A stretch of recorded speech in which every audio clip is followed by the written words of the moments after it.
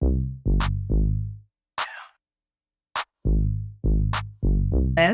thank you for joining me today. I'm very excited to have you on this new video cast that I am doing. I am interviewing a lot of different entrepreneurs within Canada and people that are interested in starting businesses, just to get to know them a little bit more and hear about their amazing work that they're doing and all the people that they're helping. Liz, great to have you. I thought I would just do a little quick intro on how we met, just so everyone knows. Honestly, it was through a friend. She was telling me about some of the things she was passionate about in me. I was like, rah, you got to start a business. And Yeah. she's like, I'm not ready to start a business, but my friend Liz is. And so that's how we got connected. Yeah. And it's random. I met her when I was on vacation I love in it. Mexico. Like it's complete, the stars align. Yes, I love those things. Yeah. All right. So, Liz, tell us a little bit about your business and really what inspired you to start it. I am a pediatric sleep consultant. I've been an early childhood educator for the last 20 years, but I help families get better sleep, to put it simply. What it really means is that I'm in the trenches with them and supporting them and building them a plan that works for them so that they can accomplish the goal of being able to go to sleep and sleep all night long. And that's from a very young age to early childhood. So it's really rewarding. I really love it. Yeah. I came to it because I had my daughter. She's 4 now, but when I had her, she did not sleep. I did the normal, like in the trenches, waking up every couple hours and questioning all of my life choices in the early hours of the morning. Out of complete desperation, I reached out and I hired a pediatric sleep consultant. And while I was doing it, I was like, this feels like something I should be doing. So I took the course that she had taken because I specifically wanted one that would study multiple approaches versus some that are like, here's your cookie cutter method, do this. I wanted to be able to customize things for my clients. So I took the course and I hit the ground running from there. Yeah, you did. I love it. So I know you're helping people with sleep. How's your Mhm. sleep? What did you think running a business would really be like? Because I offer overnight in-home support, my sleep, it's a Dr. Jekyll, Mr. Hyde. So when I'm not doing in-home support, my sleep is great. I put my clients to bed virtually and I support them with that. And then I'm off the clock. So I sleep overnight. And my daughter sleeps overnight still at 4, which is great. When I'm working in home with clients, though, I usually limit to like a certain amount of days because it means that I am, while it's improving, still waking up every time the baby is awake. So I usually plan and make sure that I can nap the next day and limit how many days in a row I will do it because I also have a family and a life and run a business. I try and balance that. So Yeah. sometimes poor, sometimes great. That's fair. I know a lot of entrepreneurs they're up all night thinking about things. So I guess if you're up with the babies, at least you can take some of the time to think about things too as Yeah. you're growing your business. Growing with Hope is the business. That is the name of my Yeah. business. Growing with Hope, named after my daughter. I wanted it to be a slight nod to like my origin, but also be like warm and encompassing. And I think it nails that. And like the parent coaching side of things too, right? Yeah. You have the sleep training and consulting, but you have so much experience through the school systems. Yeah.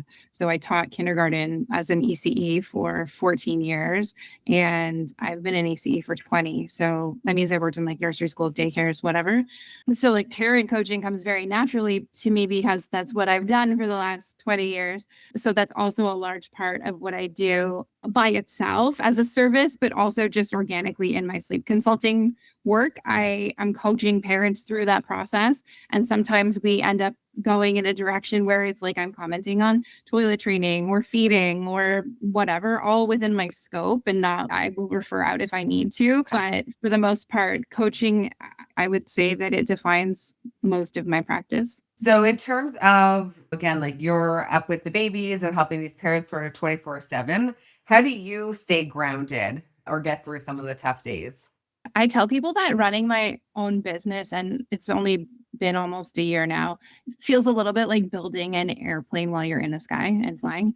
But I find reminding myself that it's new and that I'm still learning. And like when you stop learning, I think that's when you stop making progress or working on yourself as a person, but like I give myself credit and grace. Like I'm still learning, I'm finding what works best for me.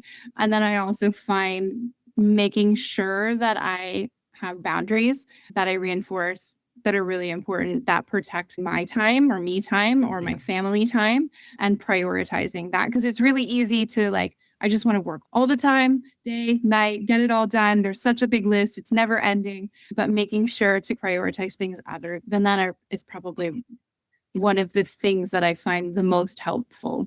How would you say that it's changed you, like personally, as I know it's solo, you're a solopreneur right now. Maybe you'll have a team eventually, but as a partner or parent, as a Yeah, person. I approach things in a very different mindset. Before it used to be, okay, I work these hours and when I am done, there's nothing else. And it was a very structured world. Whereas now I have structure, but it's at my dictation. So like I get to choose what that structure is and make it work for me. So part of what I love being about an entrepreneur is that example, when my daughter is sick, I can still work, but I can do it on my own terms so that it still works for my family. So that's a really big piece of things for me. Yeah, it's huge. It really helps with that. It's a work-life balance, but it's more like you're always working, but you can like fit in life in between Yeah. where you can, which is really, Yeah. it's nice. It's been the way that I like approach life actually from a big picture, if I'm being honest, instead of making my life work for work, fit my life around work, I do the opposite. I make my work fit around my life. So I subcontract sometimes, and I also fly around North America supporting families. So I've been to like North Carolina, Tampa, Sarasota, and like I have a few trips coming up, but I love traveling. So I did that on purpose. Built myself a job where I get to go and explore the world. And sometimes I get to take my family or just my daughter with me. And like we went to Disney and we go on adventures during the day when I'm not working. And it fills my soul with happiness to be dramatic, but it does because otherwise I would not ever get to do those things. Yeah. Or I maybe wouldn't anytime soon. And so it's the best of both worlds, I think. I love that. If you ever need a business coach beside you, just let me know. I'll pack in my bags and I'll be there. Thank you. Thank you. We'll figure that out off camera. Have you had any aha moments or like any like or hard lessons or wins that changed the course of your business or how you do things? Yes, I think, especially in your first year of business, there's a lot of falling on your face. And so, probably one of the biggest lessons that I am still learning to this day is to not take on more than I can chew, to like know my own limits appropriately. So, like, I can take on a certain amount of clients at one time before I feel like my nerve endings are on fire and I'm just constantly talking to other people. So, that has been a really big learning curve because I want to help as many people as I can at once. And I often wait on or operate on a wait list. Yeah. But like the ambitious person in me and B, the people pleaser in me really wants to be like, yeah, I can do this all right now. And then afterwards I'm like, oh no, I really can't do all of this right now. So that's been a very big kind of piece for me to really understand. The aha moment, though, was really one that I think that you'll probably appreciate. And we might have talked about it, but it was when I realized that it was working for me. Like I didn't set out to intentionally do it full time. When I did, I got laid off from a job just because of the economy. And then I hit the ground running after that. And I very thankfully had like people in my corner being like you being one of them. Yeah, you can do this. And people that I subcontract for and things like that. And I remember like having a moment and looking at my husband and he was like, are you still looking for jobs? And I was like, I don't have time. That's right. You don't have time. And oh, wait, now that means I'm doing this. This is what I wanted to do. So good. I got full body shivers when you said that. Yeah. I love it. I remember day one we started working together. We're like, I think I'm gonna do this. And now you're so busy. Yeah. I always feel like a proud mom at these moments. Yeah. It took me from nothing to like a concept that I actually could implement and had some semblance of what I was doing. I love it. It's so good. So how would you say, I know that you're helping with the parents asleep, but how does your business really make a difference for your clients? I had a parent the other day that she said she didn't know that she could enjoy her days with her child. Because when you take a kid who's in fight, flight, or survival and like in a dramatic amount of sleep debt, they are not happy humans. Yeah. But then also you're not your own best version of yourself or anywhere close to it when Yeah. you're not sleeping. And I come in and within days, people are sleeping. The messages I get from people are so incredibly rewarding. I didn't know I could enjoy my time with my child. That is an impactful thing. I didn't know I could put my child down to sleep and walk out of the room and that be bedtime. And I get to go and talk to my husband or my partner. Like I get to actually go and enjoy and live my life, have a shower by myself or go to the gym or go on a date or hire a babysitter because now I can do that. Like I love that I can effect such incredible change on people's day to day. And like I used to get that teaching kindergarten, but it's not the same. That's like a long term thing. Whereas this is pretty immediate. Like I pretty immediately and for the better dramatically can impact people. And like I'm working with a newborn family right now, and I don't sleep train newborns, but I support them and like building good foundations. Anyways, mom is really tired, and there's clearly like a lot that happens for women postpartum, and to be able to ease that even a little bit is almost therapeutic for me because I know how challenging that part of life is, and if I can affect change that makes things better for them, it's so rewarding. I love that. If you're like a natural born helper and just a different way of going about it. And it's like you really are making a huge difference in so many people's lives. So what's something that people don't see about your role? Your day to day when you're working with clients, what would surprise people about what you do? I would say that there's a lot more that goes into it behind the scenes. So when I build a plan for someone, it's usually quite lengthy. But when I work with families, I really want to break down exactly what's going on for them so that I can give them a plan not only that works just for them, but speaks to their individual circumstance and also feels like something they want to do. I don't want to force someone to do something that they don't want to do. So I can give you traditional sleep training methods, or I can give you methods that I think like intuitively and also based on the information I have will actually land with people and feel like something they can take on and they can do. But it takes a lot of time because I'm like combing through the information, I'm comparing it to developmental norms, and then I'm delivering it in a way that is palatable to them. Because if I just info dump people, sleep deprived people, it doesn't work. There's a lot more that goes on behind the scenes of that, and I enjoy it.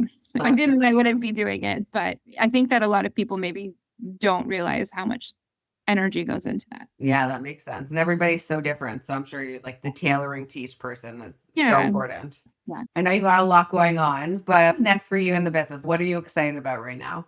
I do a lot of subcontracting while still also having my business, but my business is starting to blossom and get like word of mouth referrals here in Ottawa or like the area, which is really great because as much as I love traveling, I would love to be able to do more like in-home or just more in general, like local work, because it feels really connected for me to be able to do that where I live.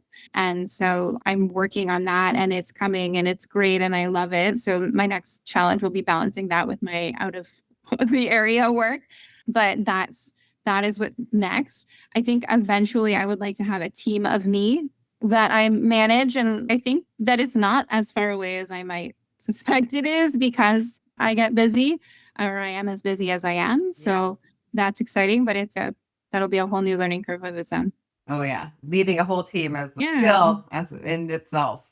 Yeah. Are you doing in-home sleep training in Ottawa? Like overnight? Yeah. So I offer in-home overnight. I also offer nap support, but that's a little trickier for me, especially when I'm here. Yeah. Sometimes when I'm in the States, I will just move into somebody's house and do all of it. But it's harder to facilitate here because also I have a child. So I do offer in-home overnights here within a certain radius, and I'm willing to travel outside of Ottawa as well. It's dependent on the circumstances, but yeah, those are my favorite because I get to go in and do it for people, and then when I'm leaving, they're like, what magic?